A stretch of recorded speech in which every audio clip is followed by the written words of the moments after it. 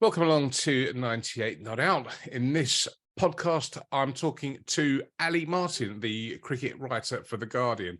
It's going to be a great chat. I'm really looking forward to this. Remember, if you like the content, make sure you subscribe, tell all your friends, and spread the word. Let's get into it.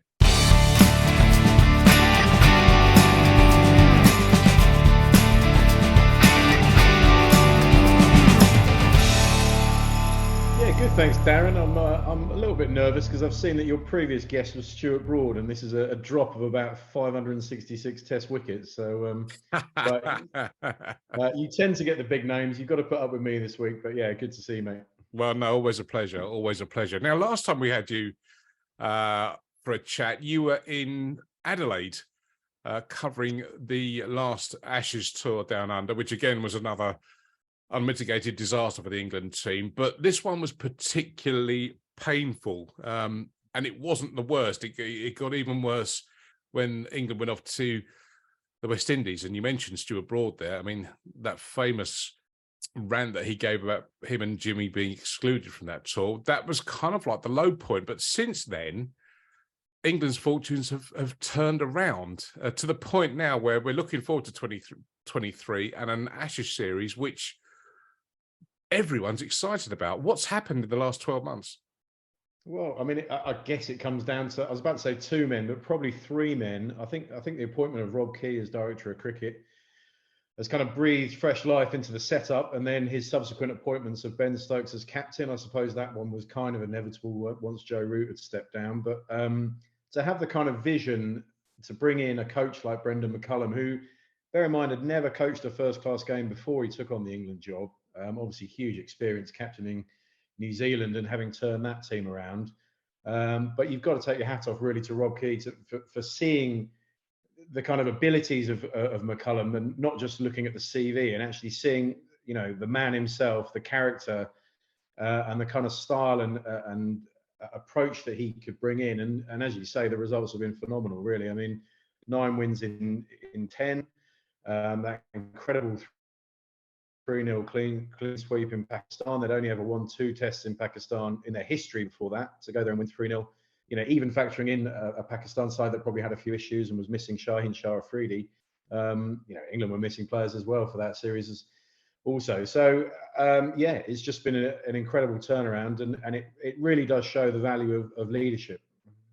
Going back to Australia last year, and you get to watch and witness all of these things up close, being part of the press pack. Did you sense, was there a sense of poor morale or just dissatisfaction in the England team back then? Well, I mean, they kind of held it together. I mean, we've seen previous Ashes tours, maybe sort of 13, 14. The whitewash at that time would probably be the prime example where a squad has been at complete loggerheads by the end of it. Retirements, you know, huge animosity. Alistair Cook, Kevin Peterson. We don't have to go back into all that per se, but they did keep it together as a group. But clearly, I mean, they absolutely disintegrated on the field. It kind of, you know, was summed up right at the end with Ollie Robinson backing away. I can't remember who said it, but he was, you know, looked like he was on his way to the airport when he was about 2 meters outside his leg stump, and he got bowled to wrap up the 4-0 win. And it was interesting. It is interesting looking back, I must say, because at the time there was a bit of a dual diagnosis going on.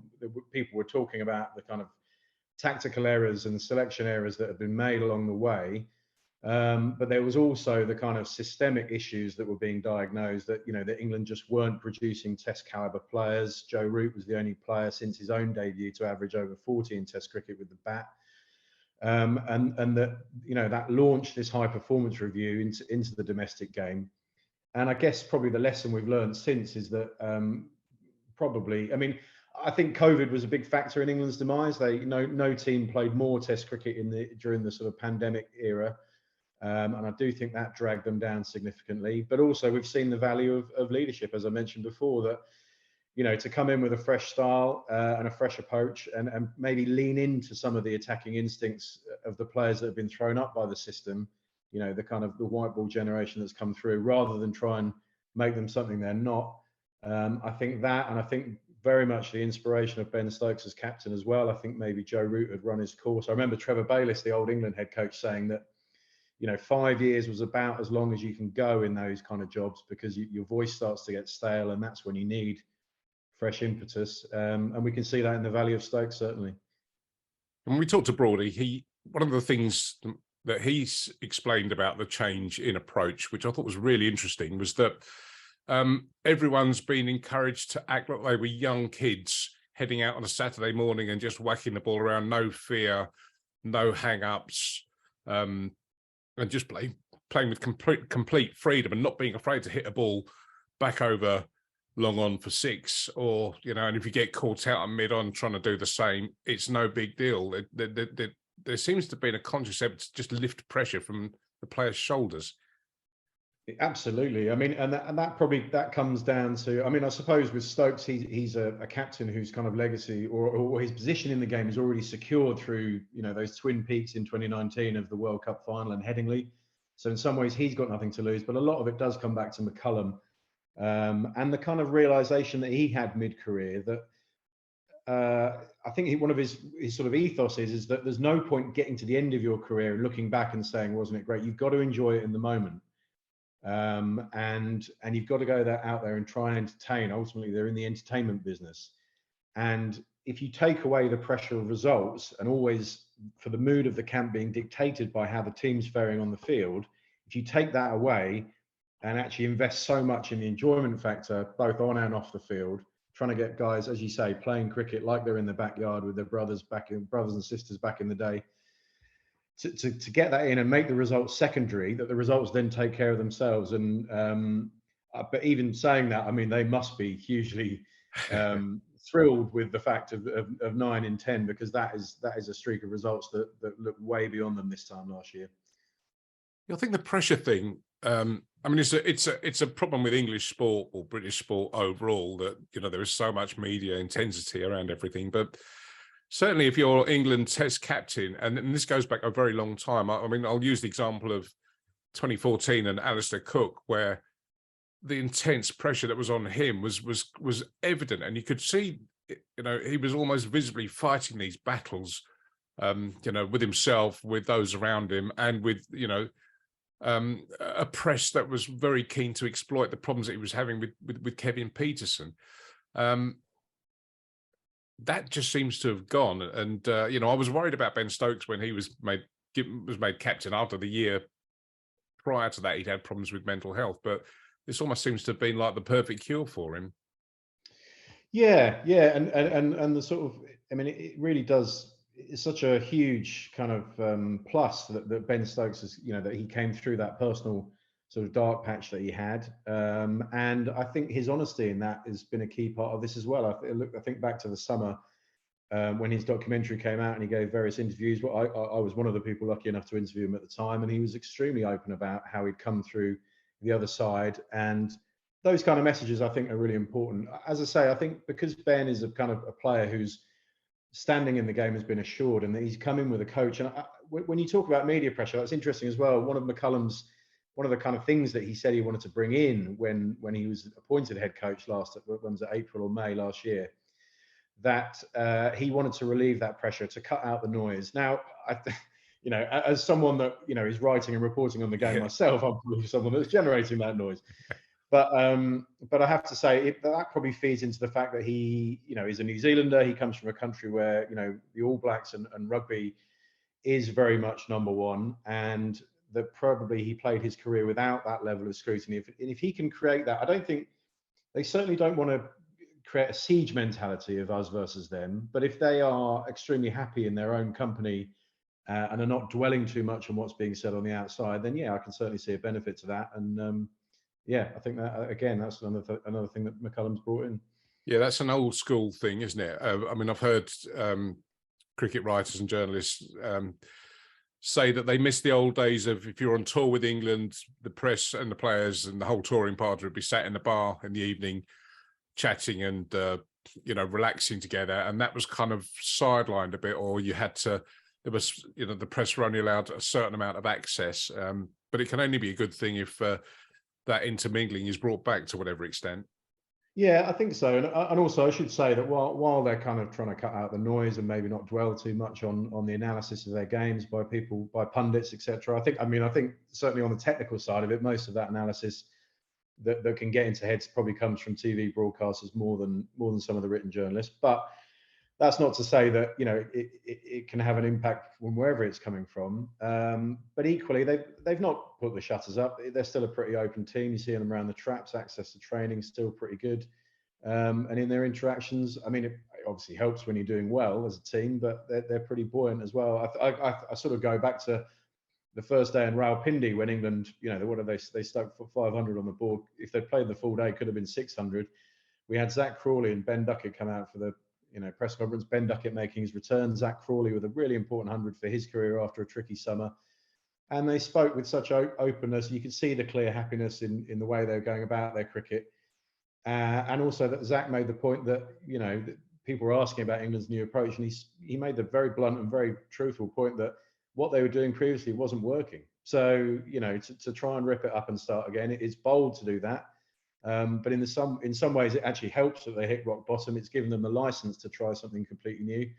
And so far, so good. But, the big acid test probably comes this summer against Australia's pace attack. And then looking a little bit further ahead, there's 5 tests in India that start this time next year, which is obviously going to be a huge challenge. Do you think someone like Australia will look at Bazball and think, right, we're going to have a go at that, and when they come here this summer, they will take a similar approach? I don't think so, just because they've had so much success at home. Obviously, they've just won 5 straight tests at home, playing the way they do, and they've built that on pretty solid foundations. I don't necessarily think there's only one way to play the game now, just because England are playing this way.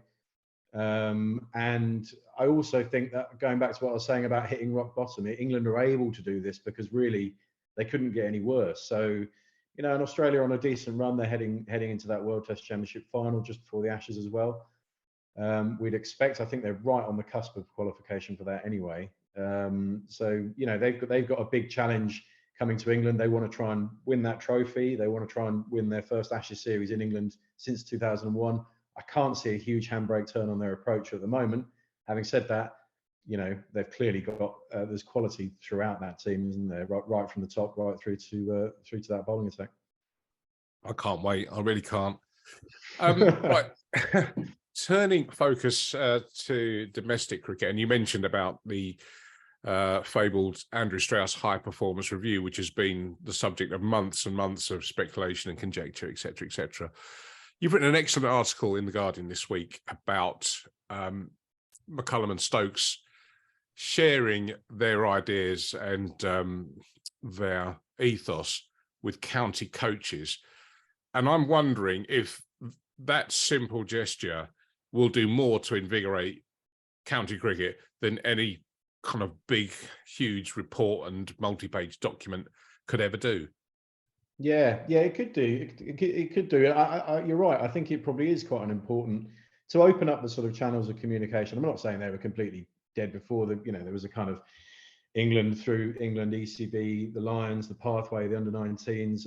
These summits with directors of cricket, they're not, it's not out of the ordinary to be doing this. But I think to have the England Test coach and Test captain addressing all the coaches in the country and explaining their philosophies, explaining some of the things that they found have worked with the England team, which I think is probably, I don't know, they want players to soak up pressure when they're required, to put it back on opponents at the earliest opportunity, to really focus on taking wickets in the field, not to care about the run rate too much, to really focus solely on the win, not to think about the draw, not to approach multi-day cricket as let's try and ensure that we can't lose and then try and win from there. I think England are trying to win from the outset.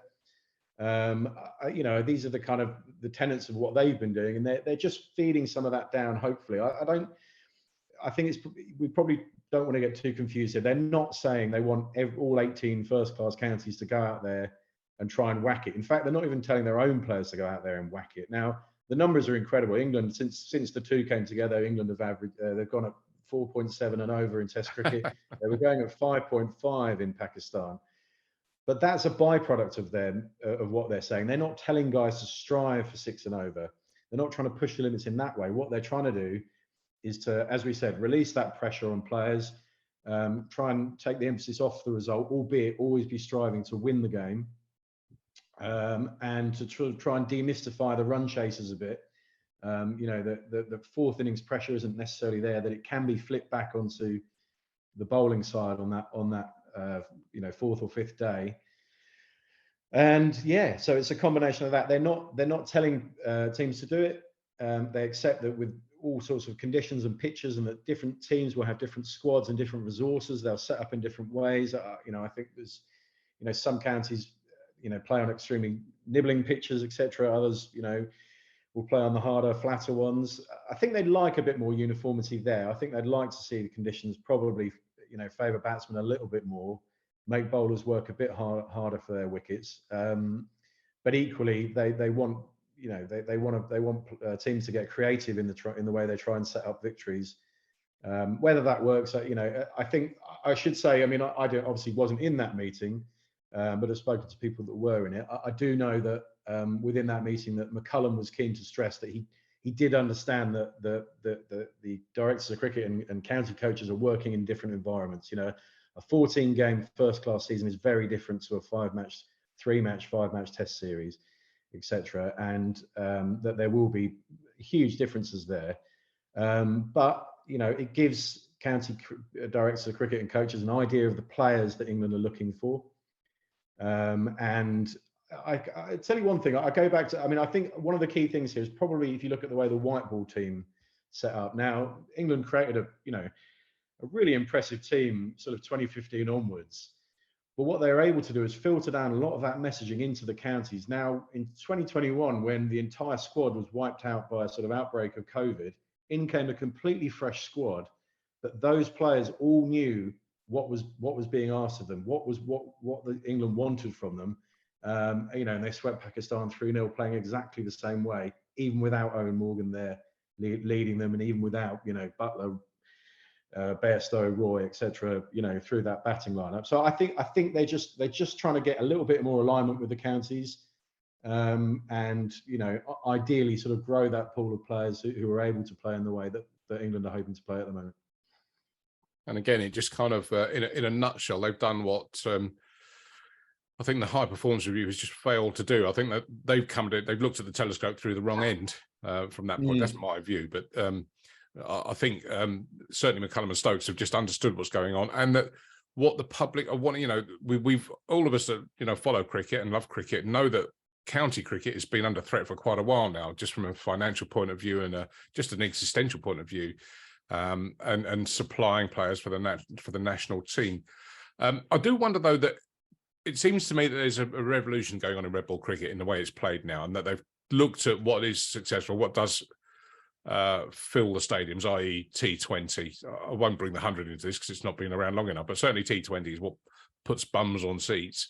And while red ball is never going to be exactly the same as that, but I think fans want to be excited, and as you said earlier, they want to be entertained.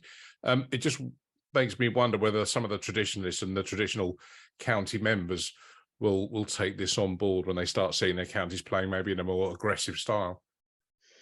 Yeah, it will be interesting. As I say, I wouldn't expect all 18 to do that.